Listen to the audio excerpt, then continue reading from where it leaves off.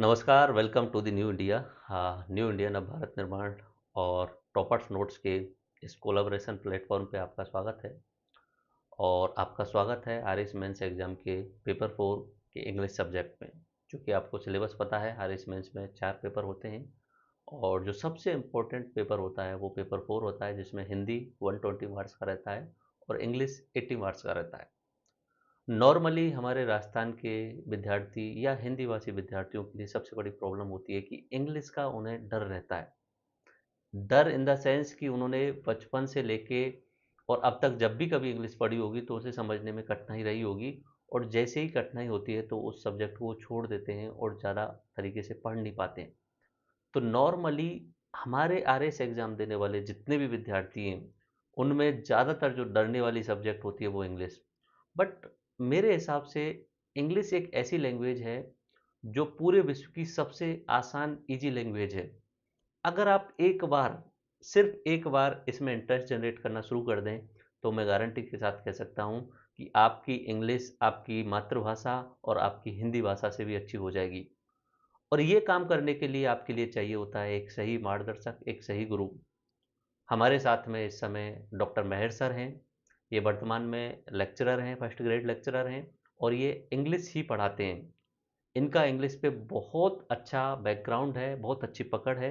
और इनकी सबसे अच्छी बात है कि इनकी सॉफ्ट स्किल्स, ये जिस तरीके से आपको इंग्लिश पढ़ाते हैं आपको इंग्लिश से प्यार हो जाता है।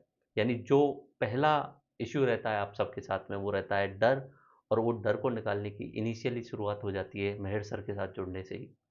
इसलिए मेहर सर आपको इंग्लिश कराएंगे, एंड मैं गारंटी देता हूँ आपको कि पूरे राजस्थान में इनसे बेटर इंग्लिश आपको कहीं भी नहीं मिलेगी। हाँ, बट पहला आपको माइंड सेट करना पड़ेगा। आपको माइंड सेट करना पड़ेगा कि इंग्लिश से जो आपका डर है वो ख़त्म करने के लिए बस शुरुआत करनी है। आप बस एक बार लेक्चर देखना शुरू कर दो, नोट्स देखना शुरू कर दो, फिर हमारी गारंटी है आपका इंग्लिश का डर खत्म हो जाएगा। आप सर का जो पूरी लेक्चर सीरीज है और पूरे नोट्स हैं अगर पढ़ोगे, तो आप पाओगे एग्जाम में 80 नंबर में से अधिकतर नंबर के सवाल सीधे सीधे एग्जाम्पल में से या सर के नोट्स में से दिख जाएंगे, क्योंकि सर के जो हैंड रिटन नोट्स तैयार किए गए हैं उनमें इतने सारे एग्जाम्पल जोड़े गए हैं कि रेयर केस में ही आरपीएससी अलग सवाल पूछ पाएगी। अगर पूछेगी भी तो पैटर्न सेम रहेगा, तो मोस्ट ऑफ द सवाल आपके निकलेंगे।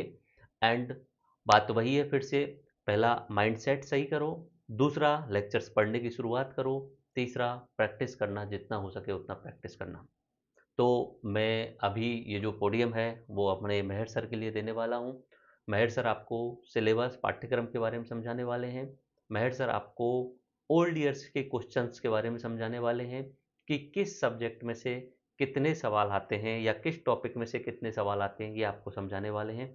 एंड फिर से जाते जाते एक बार फिर से मैं आपको गारंटी करता हूँ, जो सॉफ्ट स्किल हमारे मेहर सर जी के पास में है, जिस तरीके की स्पीकिंग स्किल्स, जिस तरीके की कनेक्टिंग करने की स्किल जो हमारे मेहर सर के पास में है, आपने बस एक बार लेक्चर्स को पढ़ना एंड नोट्स को देखना शुरू कर दिया, तो आई गारंटेड कि आपने पहले भले हिंदी अंग्रेजी से कितना भी नफरत रही हो, इस बार अंग्रेजी से प्यार हो जाएगा और आपके 80 मार्क्स में से ज़्यादातर मार्क्स के सवाल आपको एग्जाम में देखने को मिल जाएंगे।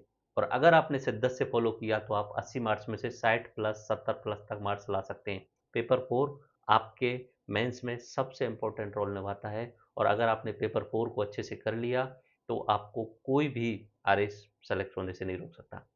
सो मेरी तरफ से आप सभी को शुभकामनाएं, एंड मैं उम्मीद करूंगा कि आप सर के सारे लेक्चर्स देखेंगे, और सर के जो लेक्चर्स हैं उनके साथ में जो हैंड रिटन नोट्स आपको दिए जा रहे हैं, कंप्लीट हैंड रिटन नोट्स हैं, उनको आप फॉलो करेंगे एंड प्रैक्टिस करेंगे।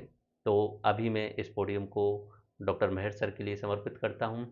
सर आपके लिए सिलेबस, ओल्ड ईयर्स के क्वेश्चंस का एनालिसिस ये कराने वाले हैं, एंड आप बहुत शिद्दत के साथ में सर के साथ जुड़िएगा। धन्यवाद, जय हिंद। नमस्कार, थैंक यू सर। वेट आराम से, आपने अभी दो। हाँ, नमस्ते सर। Thank you. प्रिय विद्यार्थियों, आपको भी मेरा प्यार भरा नमस्कार। सर ने जो कुछ बता दिया है इस प्लेटफॉर्म पे new India with toppers notes, मुझे लगता है मुझे अब कुछ बताने की आवश्यकता नहीं है।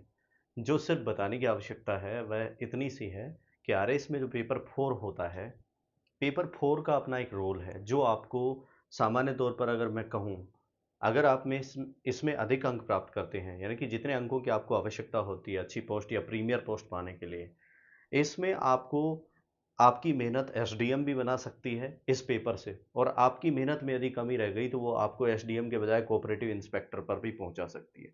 इसलिए सबसे बड़ा रोल है पेपर 4 में। चूँकि हम जानते हैं हम सब लोग हिंदी भाषी हैं, हम हिंदी को आसानी से कवर कर पाते हैं। लेकिन अंग्रेजी में हम ऐसा नहीं कर पाते हैं, वहाँ हमारा डिस्ट्रक्शन है, एक फ़ियर है, एक हमारा विकर्षण है, यानी कि हम वहाँ पर आकर्षण नहीं कर पाते हैं। इंग्लिश से हमारी जो मोहब्बत है वो टूट जाए, या अक्सर ऐसा हुआ है।